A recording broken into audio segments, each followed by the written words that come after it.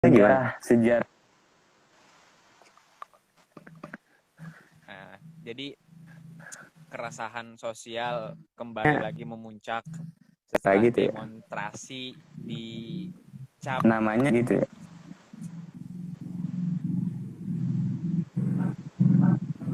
Setelah demonstrasi. Gimana? Lu suara gua lambat ya masuknya ya? Iya, delay. Oh iya delay. Jadi ya nggak apa-apa, berarti lu nunggu beberapa menit baru masuk gitu. Udah kayak pesawat. Iya. Jadi gua lanjut lagi ya. Itu tadi keresahan sosial muncul terutama kepada demonstran yang kemarin sempat banyak, yaitu tentang kabar di mana hoax. Salah satu wawancaranya Mbak Nana yang itu ada Koninfo, ada sedikit kalimat yang sama-sama meresahkan kita bersama gitu.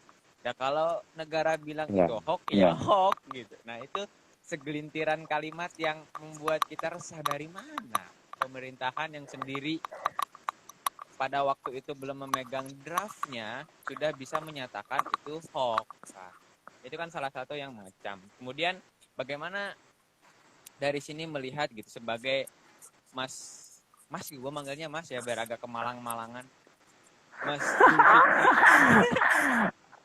Mas Zulkifli ini seorang jurnalis dan juga merangkap menjadi ketua, dan saya juga perlu menyampaikan bahwa beliau juga sebagai penulis di beberapa media dan sudah menerbitkan siap cetak satu buku lagi. Saya bagian dari apa namanya asrama Lentera. Ya, insya Allah nanti kita akan menjadi kajian rutin sama Asrama Lentera. Yaitu jadi saya memulai dari situ, keresahan itu bagaimana bagaimana kaum jurnalis yang mungkin sebelum masuk atau sebelum menjadi jurnalis pun itu akan diberi pemahaman tentang etika, memandang antara hoax atau tidak hoax. Nah itu saja, mungkin lebih panjangnya silahkan saya waktu dan tempat saya persilahkan sepuas-puasnya. Buset. Waktu kita cuma satu jam ini ya. Bisa ulang lagi. Siap. Oke. Bismillahirrahmanirrahim. Aman ya suara ya? Aman. Ya. Assalamualaikum warahmatullahi wabarakatuh. Selamat malam semuanya untuk sahabat-sahabat Lentera, asrama Lentera, mohon maaf. Untuk untuk yang malam ini jadi hadir yang gabung dalam kita. Kemarin waktu pas. Tapi sebelum masuk ke pembahasan, saya mau cerita. Apa? Sebelum masuk ke pembahasan, saya mau cerita. Oh ya, silakan cerita, prolog dan sebagainya. Iya. Waktu pas hari apa ya? Hari Sabtu kalau nggak salah. Tim Red daripada asrama Lentera ngomongin saya yang hari ini juga udah jadi calon sarjana. Ngubungin buat apa namanya diskusi bareng ya. Iya. Bareng terus juga yang ngobrol perihal apapun sebetulnya. Karena mungkin kemarin sempat gara-gara Pak Joni Plate bicara mengenai kalau pemerintah bilang hoax ya hoax. Dan itu sebetulnya mengundang sensitivitas publik ya. Kalau misalkan kita mau tarik. Karena memang di negara demokrasi cukup aneh ketika pemerintah mengangkangi distribusi informasi atau lalu lintas informasi publik. Segala macam hal di screen atau dikontrol atau disaring oleh pemerintah. Seolah-olah otoritas itu milik pemerintah. Padahal secara prinsip tidak demikian gitu. Ada hal-hal yang mungkin pemerintah luput untuk bisa eksekusi di lapangan. KWH mungkin di sini juga punya Instagram kan? Punya. Walaupun Punya, maksudnya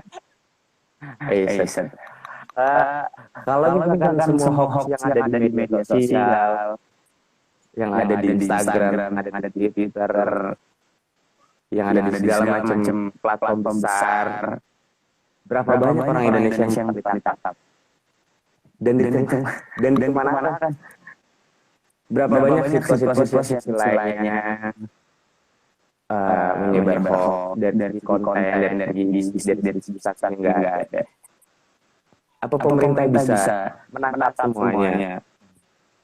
Maka hemat saya sebetulnya yang dibilang hoax oleh pemerintah adalah konten-konten yang sebetulnya tidak pro terhadap pemerintah. Konten-konten yang istilahnya mengkritik atau ada kontra-argumen terhadap kebijakan, itu yang lebih cenderung untuk dikatakan hoax ketimbang konten-konten yang isinya pro terhadap pemerintah, terhadap kekuasaan. Dan secara logika sederhana kita bisa menyimpulkan bahwasanya betul yang dibilang Rocky Gerung waktu itu, bahwasanya produsen terbaik untuk menciptakan atau membuat hoax itu pemerintah. Karena semua elemen, semua lembaga, kemudian semua institusi, mereka punya, Kominfo mereka punya, Dewan Pers mereka punya, bahkan media-media sendiri mereka punya.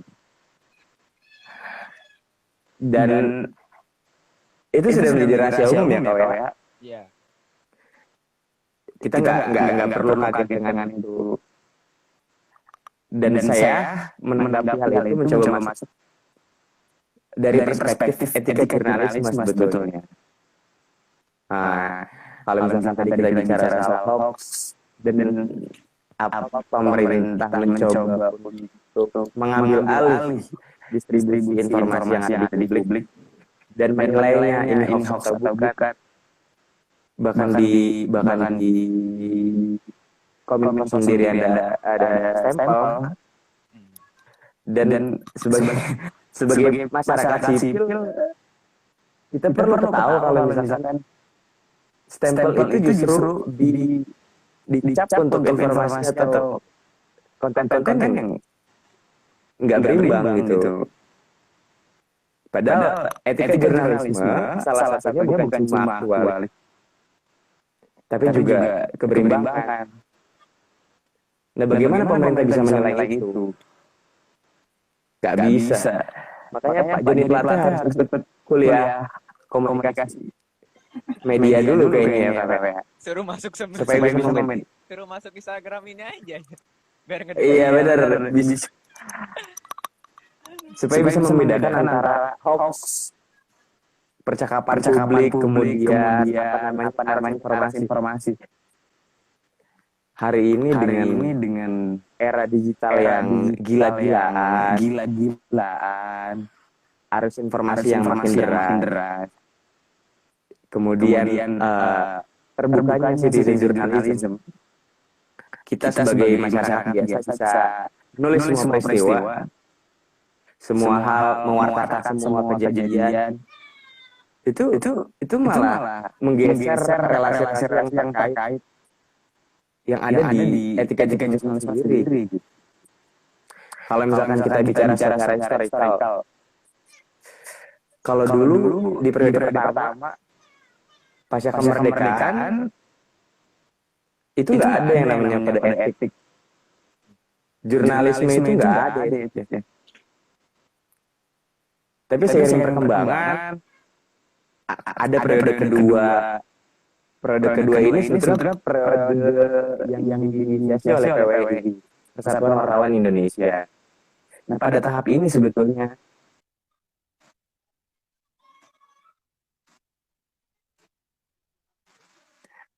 kode mulai hadir. Princess oleh Presiden jurnal. Aman? Dengeran nggak? Terjeda-jeda. Saya kedengeran aman. Oke. Biasa delay. Lanjut. Kemudian di periode ketiga ada kode etik jurnalistik tahap 1 malah.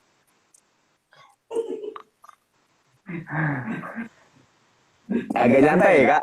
Misalnya ada penampakan tadi.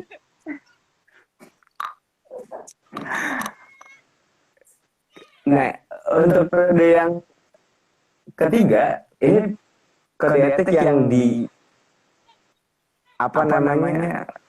digagas oleh dualisme. Jadi ada namanya PWI, ada namanya non PWI. Nah, non PWI ini kode etik yang dibuat oleh Dewan Pers kala itu. Jadi ini periode ketiga. Kemudian periode keempat ada kode etik pada masa PWI tahap 2. Dan hari ini periode banyak kode etik. Ya. Di jurnalistik itu ada sekitar 20 lebih kode etik jurnalistik. Nah, apa sebetulnya menjadi asas daripada kode etik yang harus dipegang oleh seorang wartawan atau seorang jurnalis? Pertama ada asas demokratis.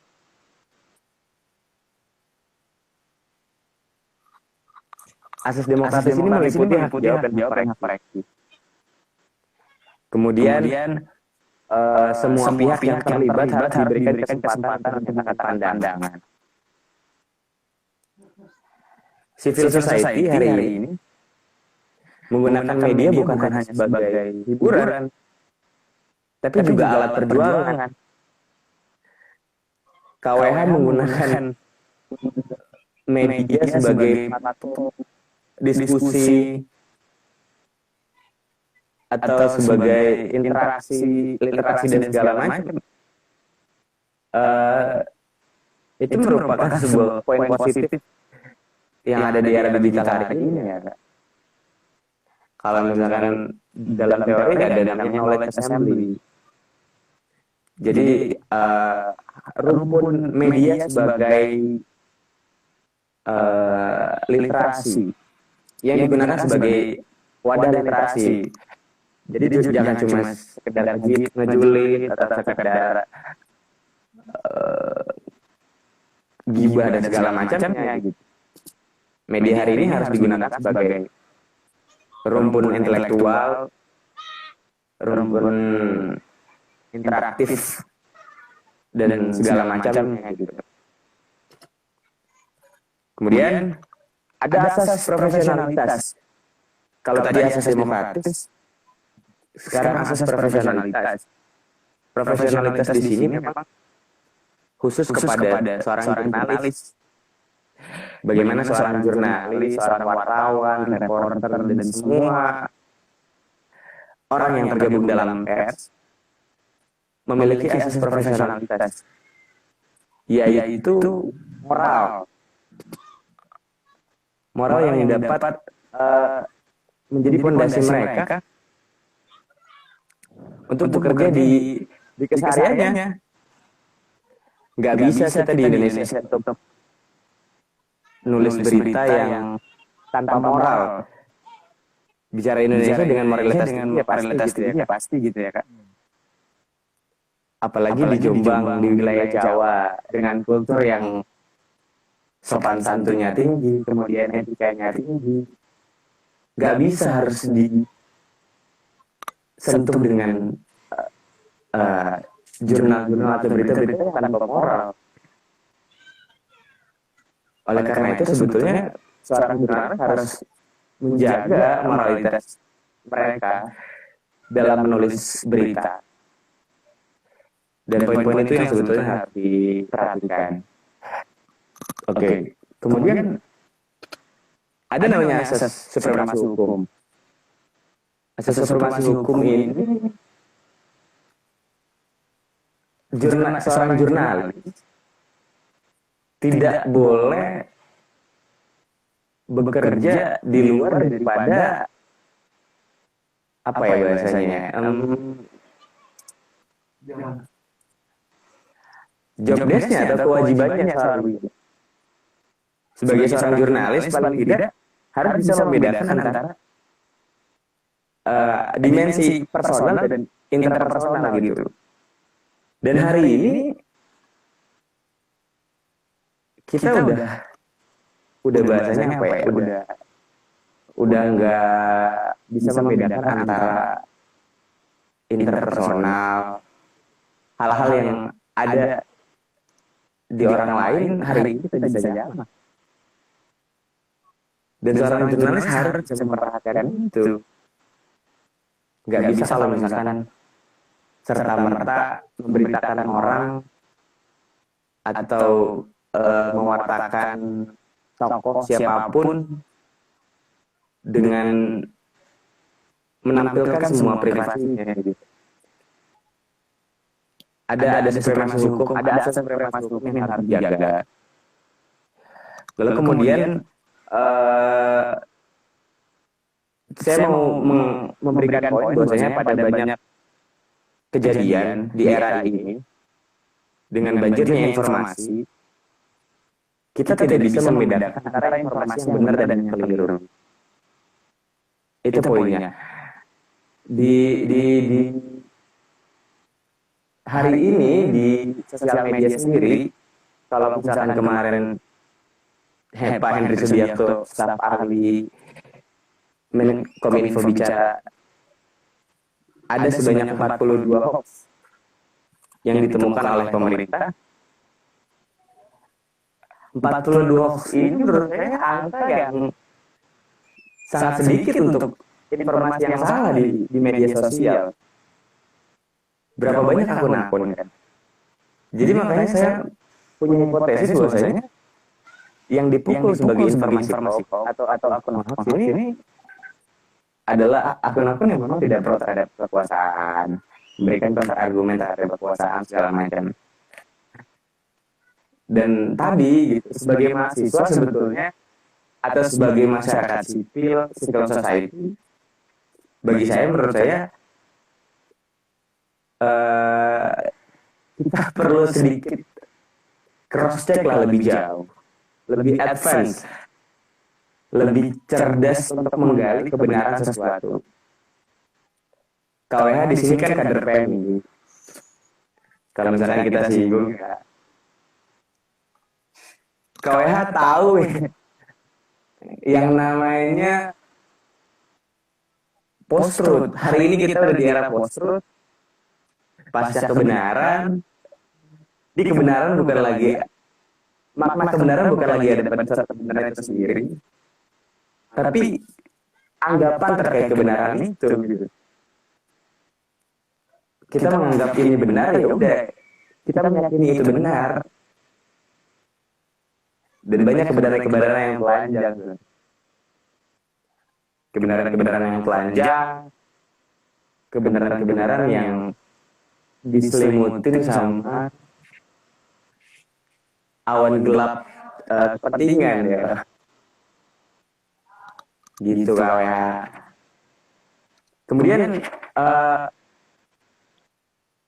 yang menjadi masalah besar dalam etika jurnalisme adalah bagaimana seorang jurnalis dapat memberikan berita yang kredibel dengan kualitas yang baik, dengan dengan aktual dengan aktualitas berita yang tidak jauh dari fakta.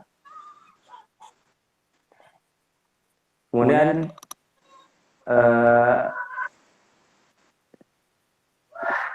seorang jurnalis perlu mengapa ya bahasanya?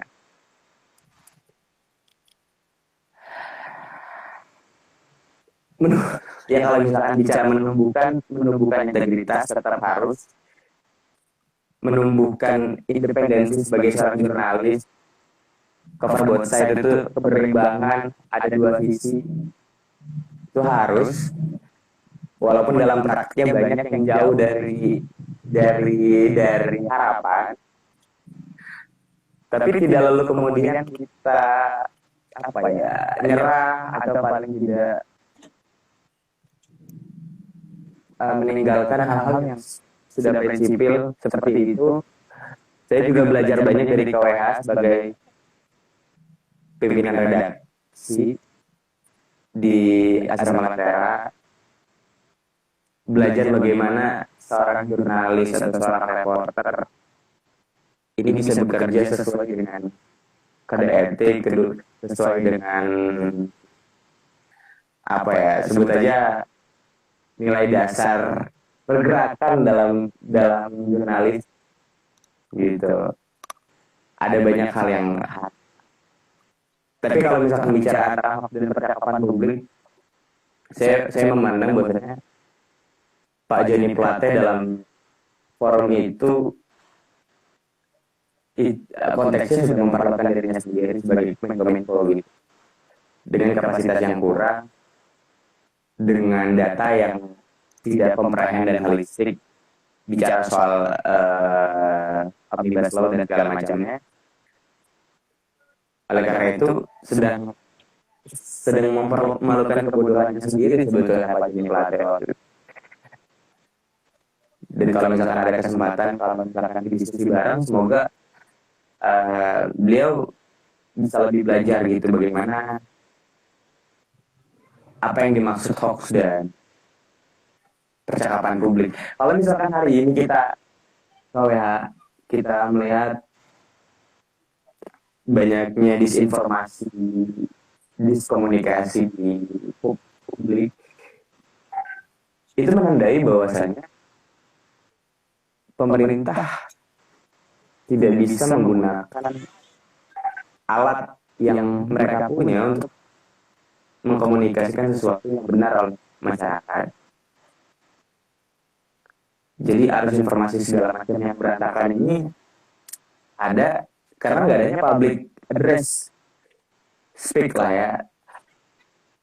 Pemerintah nggak bicara, nggak mengkomunikasikan sesuatu yang memang benar gitu KWH. Kira-kira apa nih interaktif aja KWH? Mantap. Tadi gue sebenarnya ya pengen memotong, tapi keasikan itu kan nggak enak kalau dipotong. Iya gimana? Gue mulai dari hal-hal sederhana yang memang di kalangan kaum intelektual ataupun yang lain yang memegang literasi digital atau di era digital saat ini adalah kita mulai dari artis. Suara gue aman ya? Aman. Yang komika itu mencoba untuk dirinya bukan jurnalis, seorang komika, tapi mengemukakan pendapat tentang apa waktu itu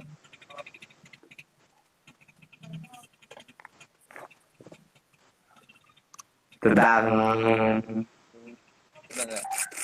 suara ini lagi di novel Baswedan. Ya, tentang hal-hal seperti itulah kita anggap komika itu bukan seorang jurnalis. Dia tidak pernah memegang etika jurnalis, tapi secara tidak langsung dia sudah mencoba mengemukakan atau menampilkan asas-asas jurnalis tadi, independen, demokrasi dan sebagainya. Namun hal itu ditentang oleh netizen sendiri, gitu. Dan kita berangkat ke sisi lain. Sederhananya orang-orang ini ketika berbicara literasi digital ataupun hal-hal yang ada di digital saat ini, mereka tidak membaca seutuhnya. Betul. Ya, sebut saja tadi kan Kominfo ditantang untuk debat Omnibus Law, itu kan yang dimunculkan itu argumentasi yang tidak detail. Sehingga membuat asumsi para netizen ini berkeliaran di media sosial dengan berbagai hashtag. Nah, ini kan artinya ada percakapan publik yang dibuat pemerintah menyeleweng. Disengaja ya. Bisa jadi karena pemerintah sendiri pada saat itu belum memegang draft yang asli. Kenapa? Beliau sudah bilang bahwa itu hoax. Itu kan sederhananya semua orang bisa memikir ke sana. Iya. Jika saja beliau sudah megang draft, ya sudah kemukakan saja biar publik tidak ambigu. Kan bukan, itu sederhananya seperti itu. Tapi malah mengelak. Nggak adanya disinformasi. Tapi malah mengelak bukan pada porsi saya. Silakan debat dengan menteri yang pada bidangnya. Ya terkait ya. Itu kan kita juga sesederhana itu, orang yang sederhana pun memikir kenapa enggak lu aja yang nyampein gitu loh. Iya, sebagai perwakilan pemerintah. Betul. Kalau memang punya draftnya ya. Dan apa ya yang menjadi bias juga adalah etika beliau menyampaikan asumsi itu. Gitu, seakan-akan ya beliau nggak pengen didebat, kemudian nggak pengen menerima kesalahan itu, padahal sudah jelas. Itu jadi teman-teman kita mulai dari hal sederhana gitu. Hal sederhana. Poinnya memang saya mau nambahin ke ya, poinnya memang sebetulnya kalau misalnya kita kaitkan dengan perspektif atau teori politik, periode kedua itu dalam teori juga disebut sebagai kutukan. Kedengeran suaranya? Ya, agak keras aja ini di periode kedua kekuasaan itu dalam teori disebut kutukan. Second period.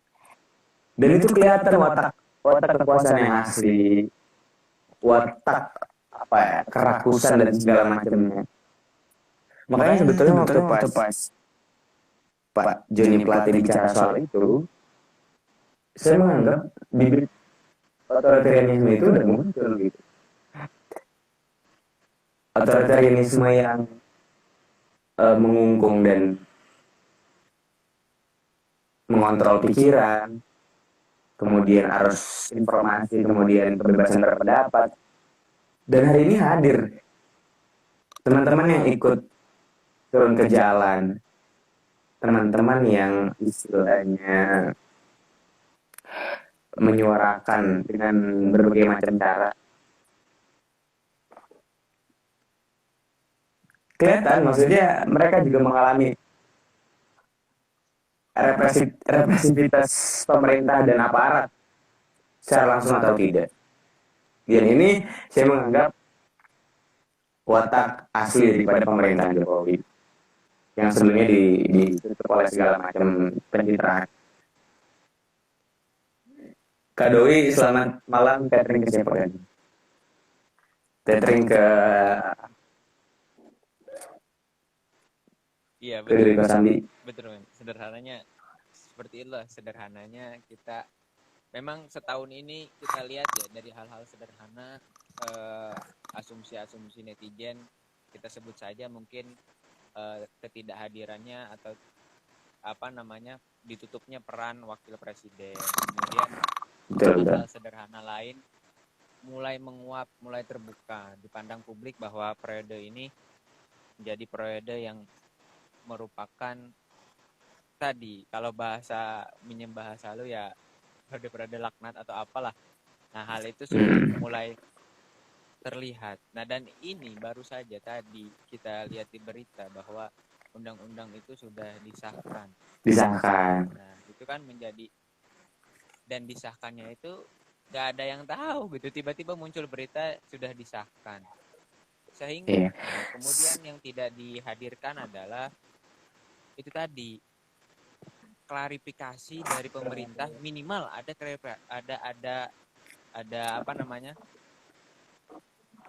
klarifikasi terkait halaman atau di-share dulu lah yang benarnya yang mana. Sederhananya segitu. Sehingga teman-teman yang lain, media-media dan teman-teman hukum bisa membaca dulu di situ. Lah ini halaman masih banyak yang halaman sekian-sekian, kemudian juga di situ udah halaman yang banyak, ada 800, ada 1000 berapa, dan itu juga dibilang hoak sama pemerintah. Lalu kita baca buat apa kalau udah dibilang hoak? Kan sederhananya begitu. Nah, sekarang saya mau tadi pagi udah disahkan. Nah, ya itu tadi. iya. Saya mau ngomong bahwasanya setiap fenomena mahasiswa atau masyarakat sipil turun di jalan gitu ya, menyuarakan keresahan atau paling tidak merasa ada yang ganjal dalam regulasi yang dibuat oleh pemerintah yang jadi kesalahan oleh kita dan yang khususnya kekuasaan sebetulnya, cara menanggapi suara-suara kemudian aspirasi yang sebetulnya substansial gitu, hanya karena dosisnya terlalu tinggi oleh pemerintah kemudian menghantam habis-habisan itu, akhirnya dianggap sebagai aksi yang ditunggangi, kemudian adanya kepentingan lain dan sebagainya, PKI dan segala macamnya. Kemudian pemerintah juga nggak bisa mengakomodir dan mengkapitalisir gerakan yang hari ini ada atau kemarin ada gitu. Pemerintah nggak bisa ketika mahasiswa turun kemudian ya udah kalian sekarang pulang ke rumah, poin-poinnya apa aja nanti kita pertimbangin, atau enggak kalian kerja, atau nanti perpu akan dipertimbangkan segala macam. Nggak bisa. Ada jiwa yang ada di masyarakat, ada jiwa yang ada di sosiokultur masyarakat, dan ini juga sempat dikatakan oleh Prof. Seno Sumarjan gitu, ahli sosiologi UI, yang mengatakan bahwasanya ada jiwa yang ada di masyarakat, dan jiwa-jiwa itu abstrak gitu. Siapa yang memanggil orang-orang ketika mereka sedang tidak punya apa-apa, sedang ekonominya sulit, kemudian diajak temannya turun ke jalan, menyuarakan omnibus law dan RUU Cipta Kerja. Di saat yang sama juga kita sedang melawan wabah, pandemi, dan berbahaya di sekeliling kita. Itu sebetulnya yang mengajak ya, menjadi alasan orang-orang untuk mau gitu. Dan pemerintah nggak bisa hanya untuk menjadi humas yang normatif. Nggak bisa pemerintah seolah-olah kayak pembantu yang menyikapi tuan rumahnya ketika si tuan rumah pengen minta si pembantu berhenti rumahnya, dan si pembantu ngusir lagi tuan rumahnya. Nggak bisa. Jadi itu hal-hal yang memang harus dipahami. Jadi sebetulnya terakhir, sebelum nanti kita ngobrol cair dan mungkin ada yang nanya, poin saya adalah sebagai pembaca, sebagai citizen jurnalis, paling tidak kita juga punya etika. Ada kode etik yang harus kita pegang. Paling tidak moral lah. Moralitas itu penting, dan asas demokrasi yang harus tetap dijaga. Kebebasan berpendapat, hak berbicara, hak koreksi, kemudian hak mendengar, itu sudah patut bagi kita sebagai civil society. Itu kalau ya. Sebenarnya Kalau ya ada yang mungkin ditanya? Iya, ini yang mau nanya teman-teman silakan ditanyakan. Selamat malam, kita sapa dulu.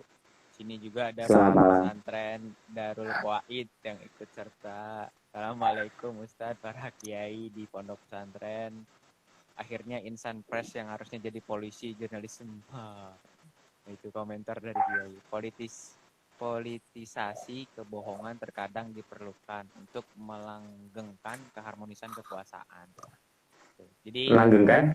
Kekuasaan. Ini bukan pertanyaan, ini kayak statement aja gitu.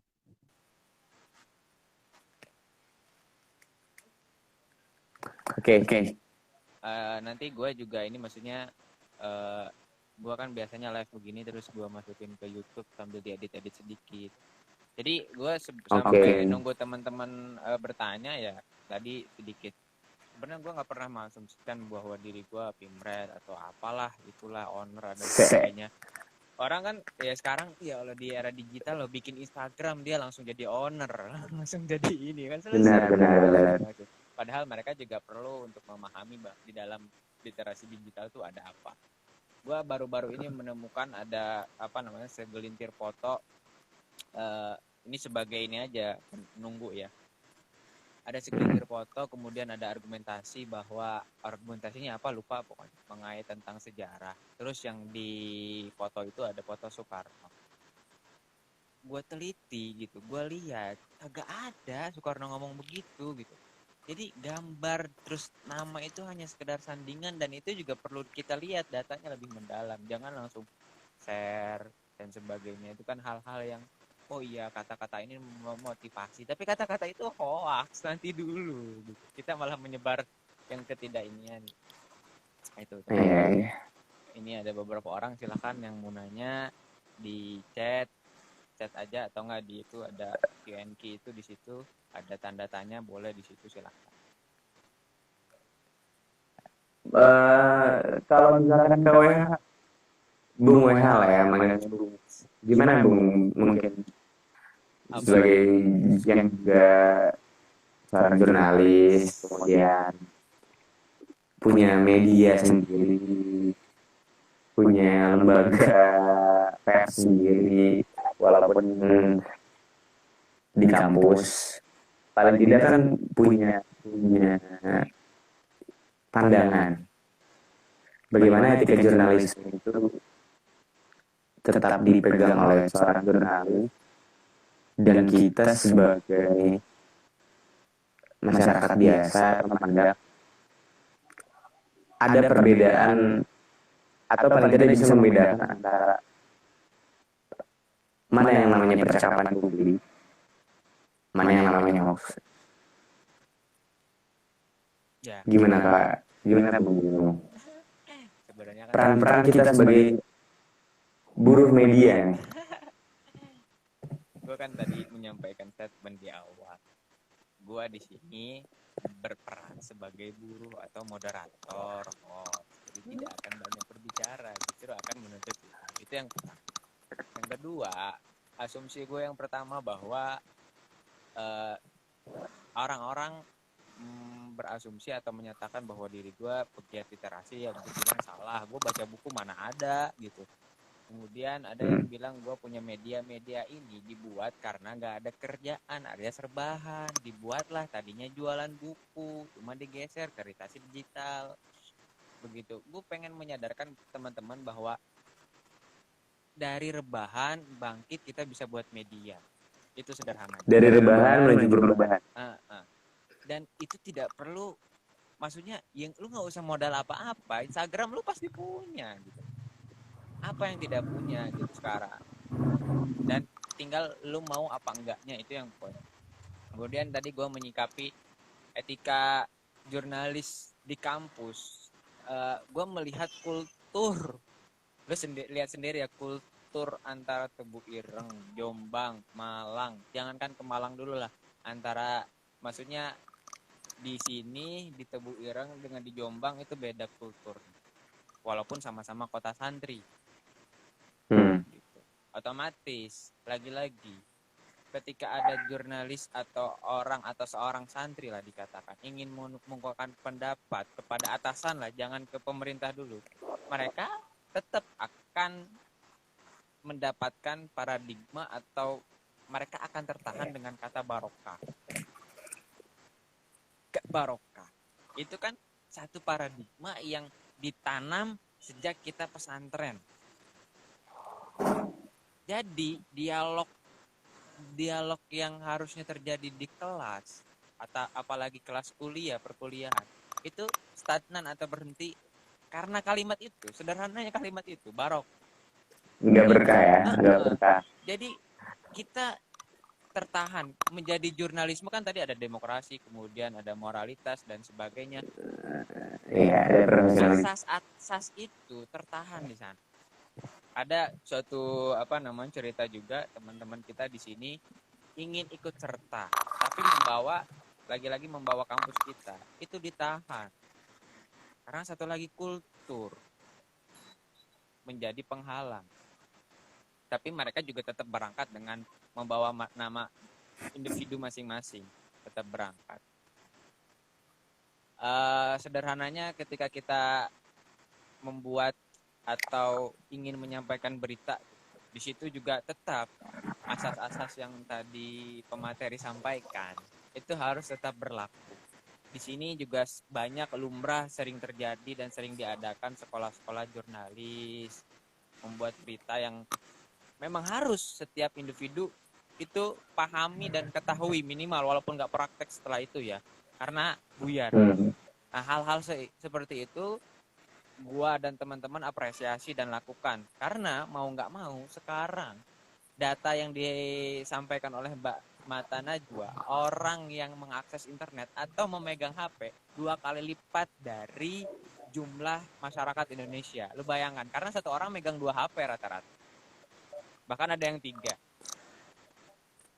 Sederhana itu, dan mereka masih ambigu dengan bahaya atau pengaruh literasi digital minimal kepada data-data pribadi atau tadi membedakan antara hoax dan non hoax. Betul. Jadi sederhana. Jadi agak sulit ya Kak. Jadi teman-teman kalau kita ini akan berbincang kurang sebenarnya 1 jam ini berbahas tentang etika jurnalisme antara hoax dan percakapan publik. Gitu. Harus 4 jam atau percakapan publik. Harus ngopi gitu ya. Gue udah ngopi berat. Masa gue transfer kopi?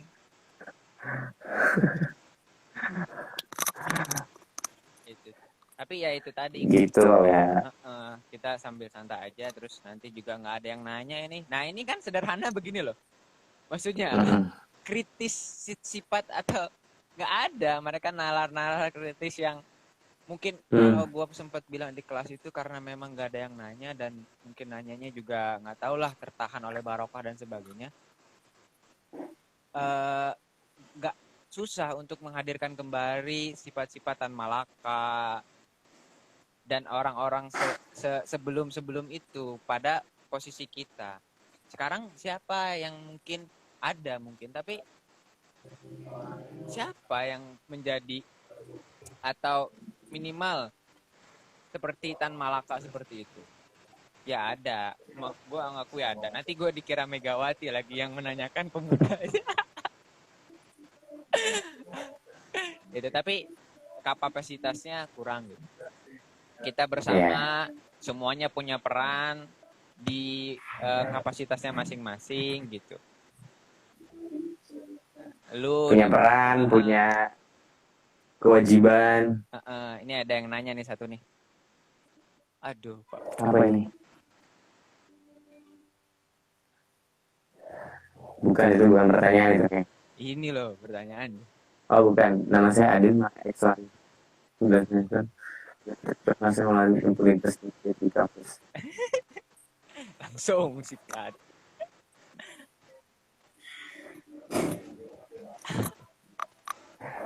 Bagaimana trik pemerintah mahasiswa? Wah, pertanyaannya udah kemana lu? Ini nih ada nih. Tuh, saya Adin. Gimana trik mahasiswa melawan impunitas yang terjadi di kampus? Enggak impunitas sih Kak. Kalau ya masuk pers mahasiswa? Ya enggak. Kan gue tadi bilang gue bukan jurnalis. Enggak, gue enggak masuk. Gue masuk. Gimana ya triknya? Ya jawab sederhana. Kalau saya impunitas di kampus supaya bisa melawan ya kalau sebagai pers. Sajikan berita yang memang betul-betul berimbang sih kalau misalkan menurut saya. Tetap asas dan prinsip kode etik tetap harus dijaga. Karena memang sebenarnya kalau misalkan bicara soal pers dan jurnalis secara praktik di kampus, kemudian di lingkup umum, sebetulnya sama saja ya. Nggak ada perbedaan, nggak ada praktik yang jauh. Tapi paling tidak kalau misalkan di kampus kan yang menjadi sorotan adalah biasanya kegiatan-kegiatan, kemudian kebijakan rektorat, kemudian ya politik juga sebetulnya kalau misalkan di kampus kurang disorot oleh pers.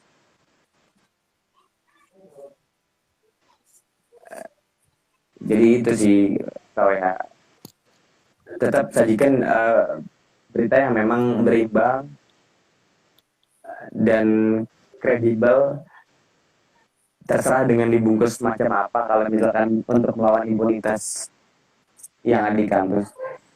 Impunitas di kampus tuh contohnya apa ya KWH? Mungkin di Jombang. Contoh ya itu tadi yang gue sampaikan tadi. Kita itu ya sama lah. Kita kan sederhananya kampus itu miniatur negara ya.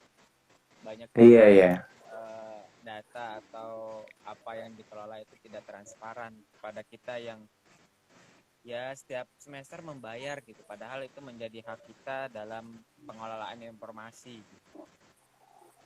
Itu salah satunya. Di sisi lain pers kampus juga sebetulnya berfungsi untuk mengadvokasi. Betul. Kalau bicara soal fungsi ya, karena memang kalau misalkan di kampus saya sendiri di Malang juga paling tidak berita yang kita publish itu advokatif sekali gitu. Apalagi kalau misalkan kita bicara soal biaya atau UKT atau dan segala macamnya lah ya. Dan pers memang harus sifat advokatif kalau menurut saya.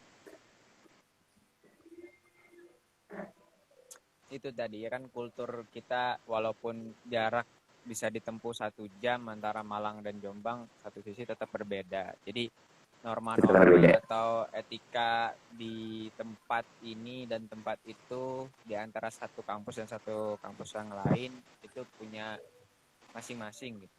Sehingga walaupun etika jurnalis media secara umum sudah ada, tapi tetap akan kembali kepada itu tadi kultur. Tapi kadang pers mahasiswa ya karena terdipersekusi nilai. Ini sih yang menjadi dilema ya. Dan itu semuanya bergantung daripada keberanian dan kalkulasi kalau bicara soal politik ya kalkulasi politik. Dan secara jujur kita harus akui bahwasanya di pers kampus sendiri juga politis banget gitu. Kalau misalkan nggak politis kita nggak bisa menyuarakan aspirasi mahasiswa atau kepentingan mahasiswa dalam konteks pers. Dan itu sebenarnya kan politik.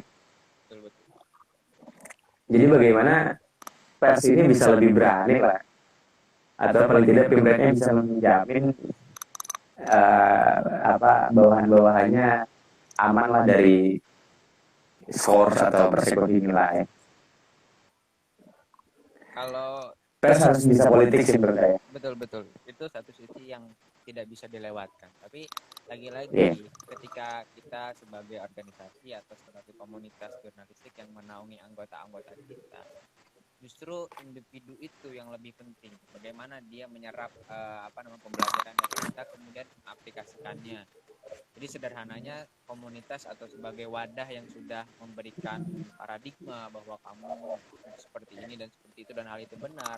Nah individu itu gimana? Kan dia juga punya paradigma lain. Gimana kalau dia ngulang sampai 9 semester tadi kayak itu tadi. Itu kan nanti muncul suatu ketakutan yang berawal dari misalkan keluarga harus lulus tepat waktu dan sebagainya. Itu kan satu titik ketakutan yang hampir lah setiap mahasiswa atau mahasiswi ada gitu, ketika ingin membela kebenaran secara umum. Jadi ngapain diri sendiri aja kagak keurus, ngapain gue ngurusin orang lain, dan itu akan berpengaruh ke gue gitu loh. Gue nggak pernah diapresiasi selama ini memperjuangkan mereka gitu.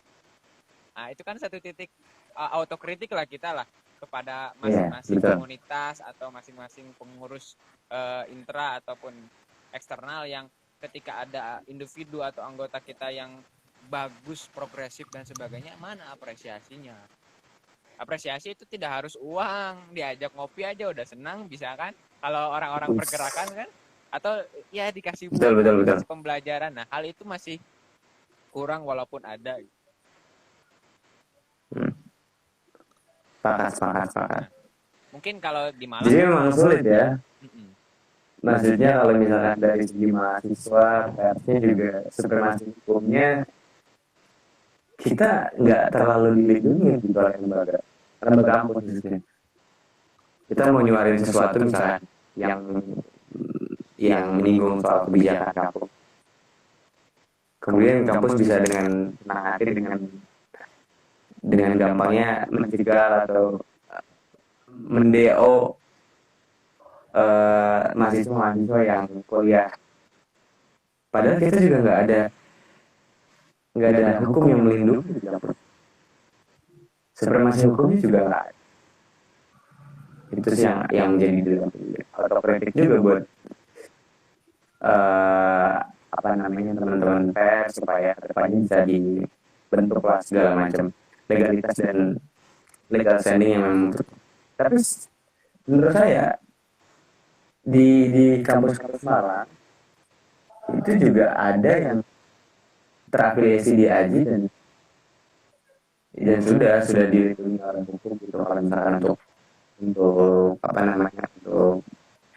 berita yang istilahnya dipermasalahin oleh rektorat atau oknum-oknum yang di kampus gitu loh ya.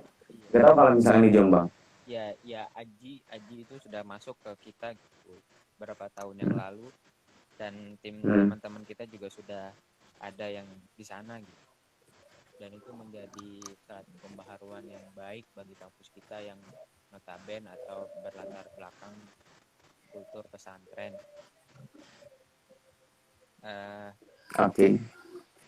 Yaitu poin-poin menjadi keresahan atau autokritik yang bagi kita nih berdua atau yang lainnya yang nonton itu menjadi tanggung jawab bersama sebenarnya. Bagaimana kita memberikan lagi-lagi memberikan minimal pemberitahuan atau pengetahuan terkait ini. Maka media-media yang sederhana dimiliki oleh teman-teman ataupun sekarang teman-teman lagi duduk di dalam organisasi internal ataupun eksternal, minimal mengemukakan pendapat. Minimal itu sederhana. Jika tidak bisa mengemukakan pendapat kepada atasan, minimal kepada kakak kelas, minimal kepada kepala organisasi atau ketua organisasi. Dan nyatanya kan sekarang tidak. Dan betul. Ini ya gue jadi ini kan autokritik lah.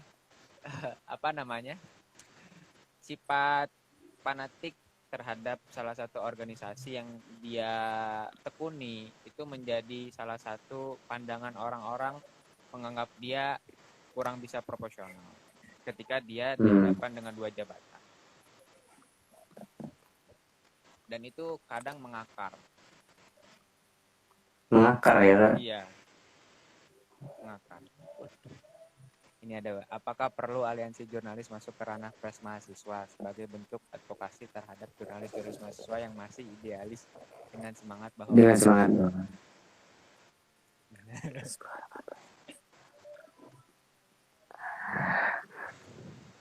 Bisa, bicara bisa atau nggak bisa, tapi nggak bisa untuk masuk ke dalam sistem apa ya, ya Birokrasi. sistem yang ada di kampus gitu. Jadi kalau misalkan sekedar advokasi menurut saya bisa, tapi kalau harus apa namanya dalam sistem yang ada dalam rektorat atau apa namanya di lembaga kampus sendiri, eh, agak sulit, agak sulit ya kalau ya. Iya.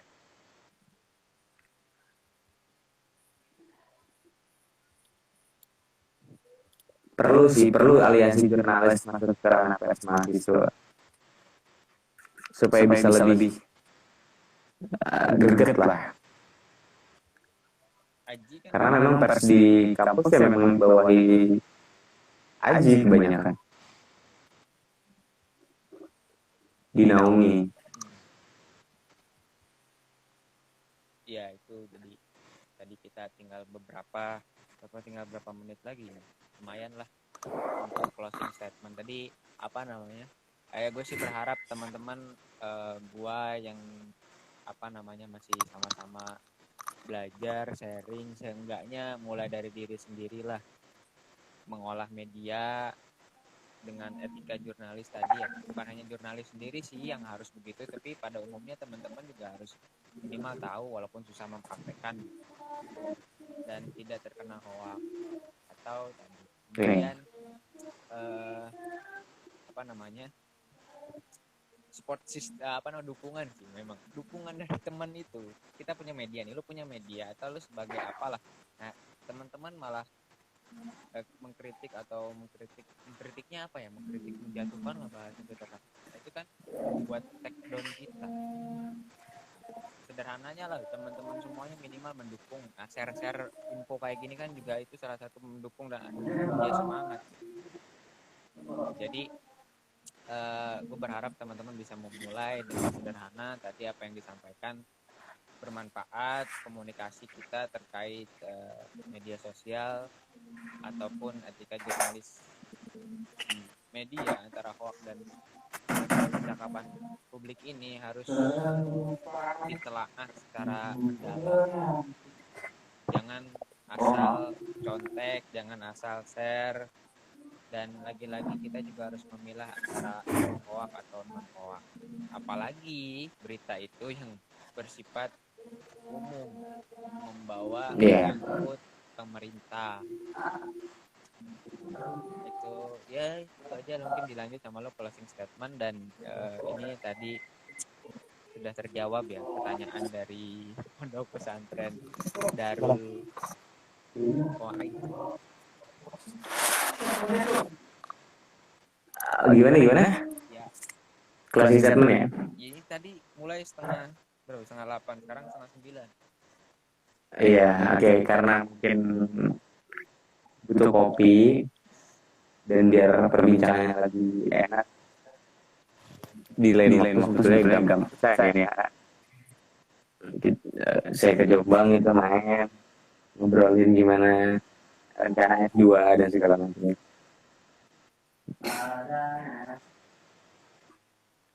Iya sih bener. Malah apa namanya, sebelumnya kan ya sebagai ini aja lah cerita, sebelumnya juga gue sempat membuat kayak gini juga tapi paralel atau maraton 1 bulan langsung dan berapa ya, 20 pemateri kalau nggak salah apa berapa gitu. Tapi maksudnya beliau kiai, kemudian ada dosen ya, kemudian ada juga pengasuh pondok pesantren Darul Quaid yang mereka dimantengin gitu. Nah sekarang pengen geser ke komunitas juga. Bicara apapun, bicara aja, mau salah enggak ya bicara aja sih. Sederhananya kan belajar bicara, belajar komunikasi kepada media gitu. Yang pengen gua lanjutin gitu. Sehingga teman-teman bisa membuka cakrawala, bisa membuka wawasan, tentunya untuk membuka komunikasi di media. Itu tadi memilah-milih. Yes. Cakrawala pemikiran. Kak WH suaranya kecil. Ya, memang belum makan soalnya. Lo mau closing statement? Closing statementnya apa ya? Ya, ceramah. Kesimpulannya enggak ada kesimpulan jadi dari kesimpulan.